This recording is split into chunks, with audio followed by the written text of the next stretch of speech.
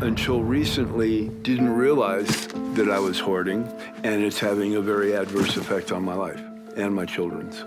I would have liked to hang out in the backyard and just sit there with my friends when they come over.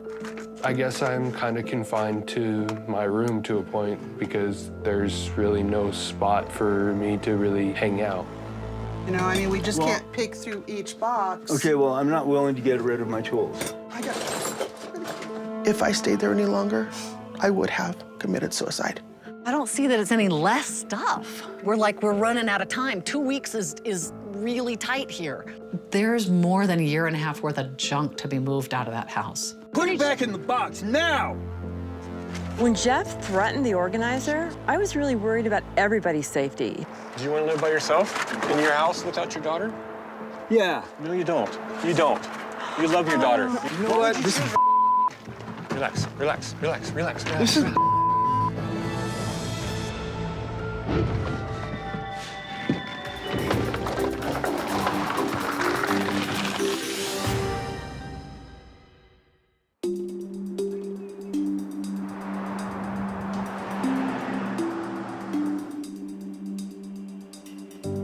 I've lived in this house for 44 years. I've lived there most of my life. Most people in town know who I am. People have made comments to me numerous times over the years that things that I've got aren't worth anything and why don't I throw them away? But in my mind, it seems like the right thing to do. I'm kind of looking towards those items as essentially my retirement funding so that I'll have money to live on in my later years. Wait, I'm already in my later years. Uh-oh.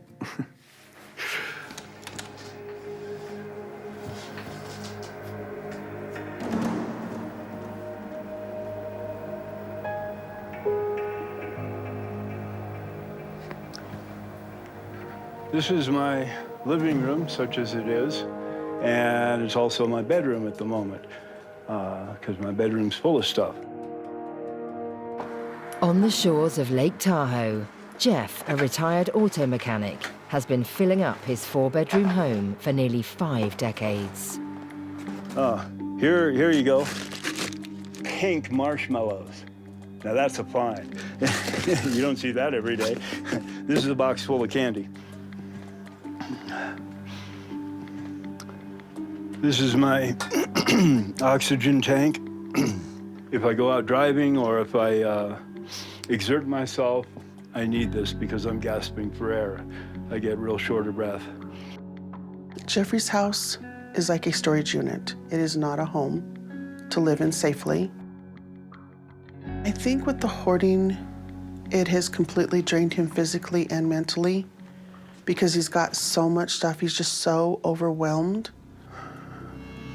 This room here is a bedroom with 2 closets and a bunch of stuff in it.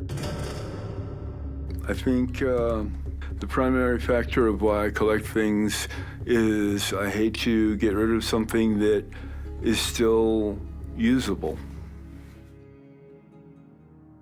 While Jeff has managed to fill up most of the home's nearly 185 square meters, there are 2 rooms that are off limits. My 2 children live in the house with me.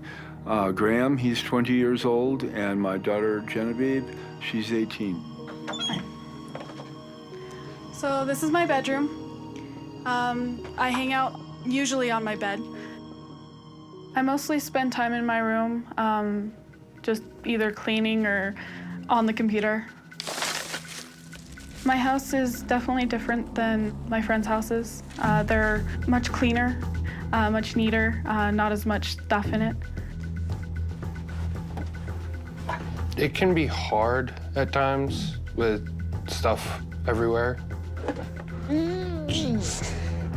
I guess I'm kind of confined to my room to a point because there's really no spot for me to really hang out. Graham's bedroom, it's a disaster. I think realistically, Graham probably is a hoarder, and it's probably mostly my fault because he doesn't know any other way. I've never made my kids throw anything away. The reason for that is because I always felt that whatever I could do to provide for them could somehow compensate for the lack of having a mother around. In 1998, while suffering from severe depression, Jeff's wife left abruptly, moving out of state. Jeff had no choice but to raise his young family on his own. I miss my kids. I hated to leave them, but mentally for me personally, I had to do that. I do regret not being there, but if I stayed there any longer, I would have committed suicide. And in my heart, I would rather be 1,000 miles away from my children than 6 feet under. I guess she didn't care for the mess in the house, so she just left. She was pretty much just said, have to go, and she left.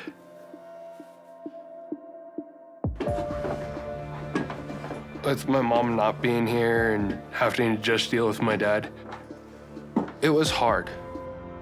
It's kind of lame, really. Being a single dad was very difficult for me because when I started doing it, I was completely lost.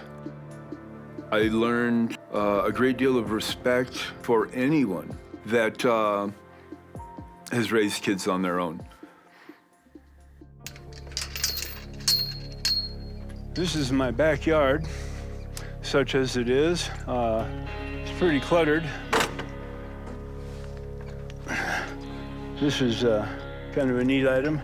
This was my son Graham's high chair when he was a baby and toddler. And the tray that came with it at the time just clamped right onto the sticky rails here from little kids' hands back in the day. I guess that between the grief that I was feeling and other issues going on, I didn't even realize that I was hoarding and bringing more and more stuff into the home and it building up to an unbearable amount. This right here is a van. I drove it to that spot. It's operable. Served many years as a delivery vehicle, but then after that it became a hippie van. And altogether, all the vehicles that I have, being a mechanic, you have a tendency to collect them. And altogether, I've got 14 vehicles. Do I love my cars? Absolutely. In the 1990s, Jeff turned his love of cars into a lucrative business. But soon after his wife Sandy left, an accident at work nearly cost him his leg and in turn ended his career. Financially, it wiped us out. I did not have the ability to go out and earn a living, and so I would save things so that they could be used over or again and again because of not having the money to go out and buy another one. Now, with his health declining, Jeff's finances have not only run out, but he also owes over $16,000 in back taxes. I had to do something drastic right away. The only thing I could do was sell my home, because that way at least there would be some money to take care of my kids. Jeff's home was valued at over $400,000. But to escape foreclosure, Jeff recently sold the house for less than half that amount. A deal brokered by his real estate agent and friend, Shari Masters. Oh, Jeff. I helped him find a buyer who was willing to pay off the tax assessor's debt, let him stay in the house for a year and a half because there's more than a year and a half worth of junk to be moved out of that house. Shall we go look around? Sure. Okay.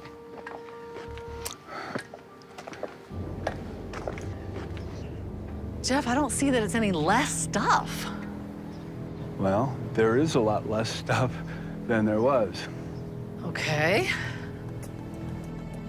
Jeff has had about 15, 18 months to move, and I'm not seeing great progress. We're within 2 weeks, and he's not even close. It's frightening how much work still has to be finished. We're running out of time. 2 weeks is really tight here. Especially... Yes, it is. I'm only one person. I can only do what one person can do. And that's what I'm doing. I know. But we're still running out of time. And Yes, I don't we are. want it to cost you. If Jeff is not out of this house by the end of this month, the buyer is gonna come in, clear everything out, get rid of it, and back charge Jeff tens of thousands of dollars, which is at least a year, if not 2 years' income. This stuff is weighing you down, and it's not helping you. And I know, I mean, you have the best intentions in the world. It's just not gonna happen. It's not gonna happen in 2 weeks. It didn't happen in 3 months. It didn't happen in 6 months. It didn't happen in a year and a half. And now we're out of time.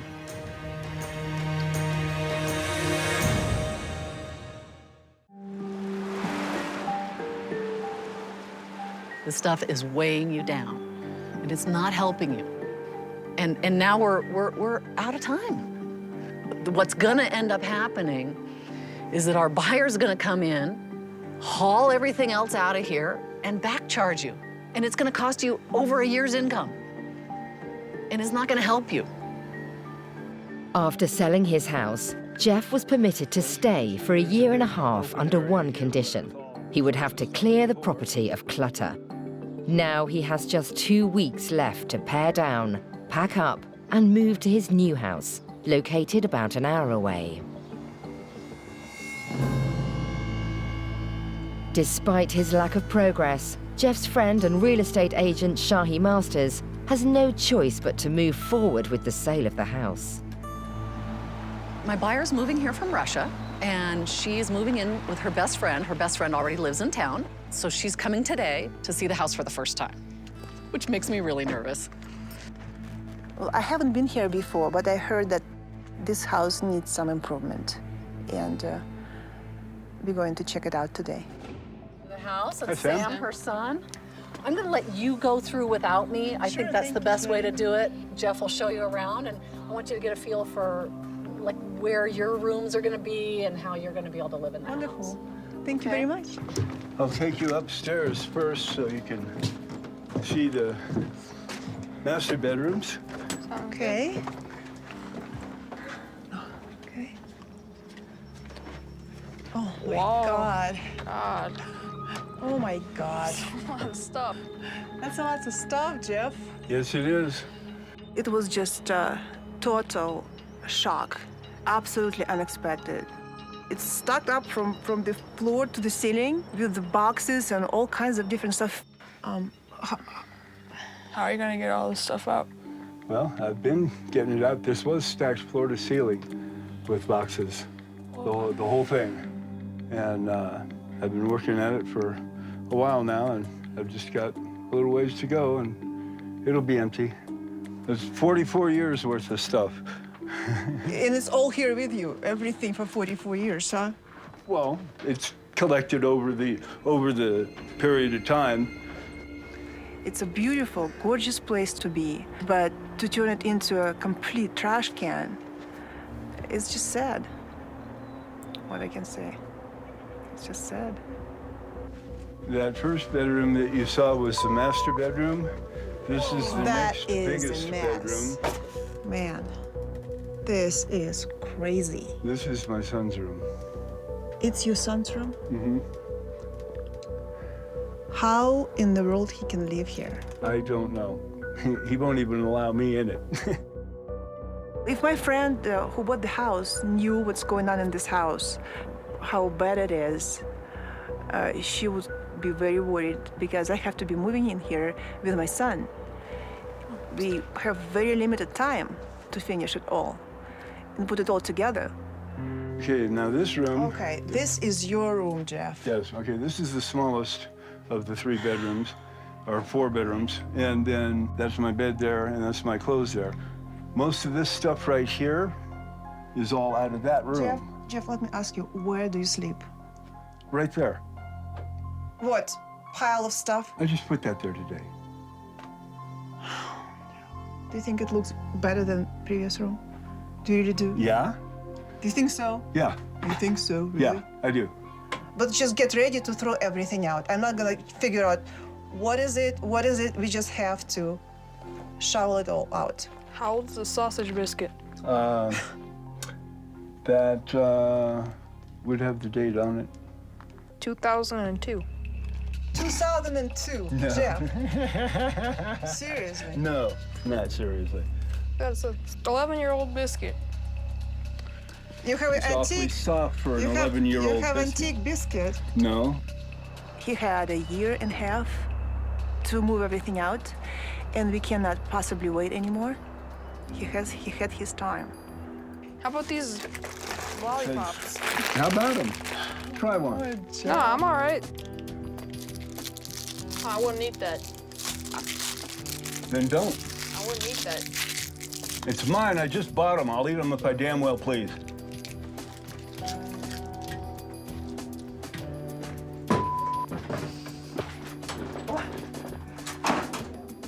You have no idea what this place was like 2 months ago. I've been busting my ass every day. I've been trying to do what's been asked of me. And when somebody tells me I can't do it, just watch me.